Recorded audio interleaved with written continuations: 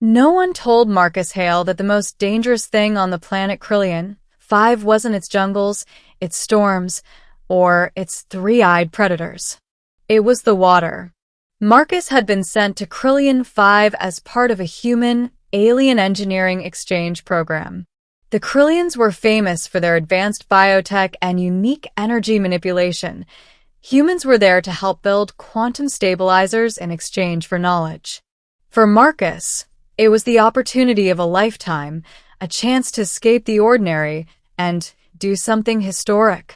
Yet nothing, not the training briefings nor the safety orientation, had prepared him for the capital city's bathing temple of aqueous spirits. Beginning the forbidden bath. The invitation came unexpectedly. After a week of exhausting engineering shifts, a tall crimson-skinned Krillian official named General Triss approached Marcus with a nod that was equal parts respect and curiosity. "You have endured much in service to our city," she said in smooth, resonant tones. "Tonight, you will join us in the ritual of renewal." Marcus hesitated. He had heard whispers. A sacred ceremony. An alien experience meant only for the most honored. Humans were rarely invited. General Triss placed her long hand on his shoulder. "Do not fear. The waters will treat you as you treat them." He didn't know what that meant, but exhaustion won over doubt. That night, he entered the temple. Vast marble arches, glowing cyan patterns etched across the floor, and a warm mist in the air. The scent was calming, floral, hypnotic. Krillian attendants guided him toward a large pool that shimmered with liquid light. The water looked too alive, too conscious to be natural. "Step in slowly," one attendant instructed, "and think only of peace." Marcus obeyed. The water felt warm, like silk against skin. He sank deeper. And then the water moved. It didn't splash, didn't ripple, it shifted. His pulse quickened. The liquid gathered around him, lifting, reshaping, glowing, until figures began forming, bodies made of water, sculpted like women, elegant and ethereal, translucent but impossibly beautiful. They didn't speak. They looked at him with eyes formed from swirling currents, expressions soft and inviting, not seductive, but curious, appreciative. Marcus froze. "What are you?" One of them touched a hand to his cheek. Her voice echoed inside his mind like music. "We are the reflections of your spirit. What you show the world, we show you." Marcus staggered backward in shock, but the water held him gently. They weren't pulling him, they were supporting him. Middle, the truth of the water spirits. General Triss watched from the edge of the temple, silent, observing. The water women didn't speak aloud, but their blended telepathic voices filled Marcus's senses, flowing, soft, almost melodic. "You carry burden. You give without receiving. You heal without being healed." Marcus felt his breath stop. How could they know? Where others used you, you stayed kind. Where others pushed you aside, you continued forward. They weren't sensual beings. They were empathic energy manifested as form. Each one represented something inside him. Pain, kindness, regret, hope. One of them spoke again. "You believe strength is silence. You are wrong. Strength is allowing yourself to be known."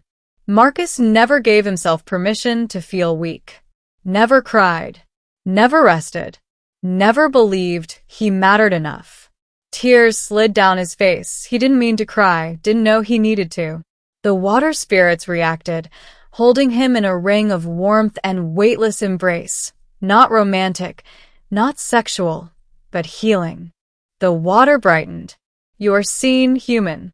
You are valued." For the first time in years, Marcus believed it. From the corner of his eye, he noticed Triss still watching. She wasn't studying him like a specimen. She was waiting respectfully.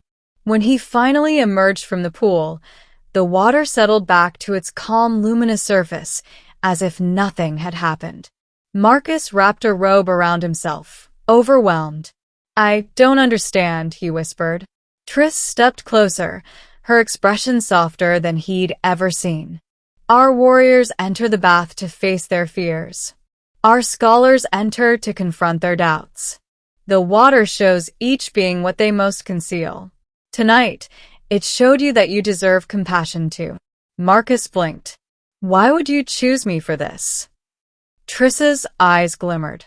"Because you live as though you owe the universe justification for your existence. Yet you already earned your place in it simply by being." The words hit him harder than any battle.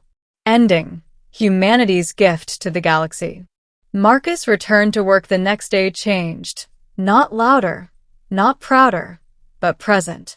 He no longer shrank himself to make space for others. He spoke when something mattered. He rested when tired. He let people help instead of pushing them away. The Krillians noticed immediately. Respect, deep, cultural, unquestioning, followed him everywhere. General Triss met with him during the final week of his assignment. "The bath judged you worthy," she said. "Now we ask something more." Marcus stiffened. What could I possibly offer a world this advanced? Triss looked almost amused. The one thing Krillian has never mastered, self-worth without comparison. Humans had been seen as primitive, emotional, fragile. But now the Krillians understood. Emotional resilience wasn't weakness, it was power. Marcus spoke at the Interplanetary Alliance Council weeks later, sharing the message the water spirits gave him.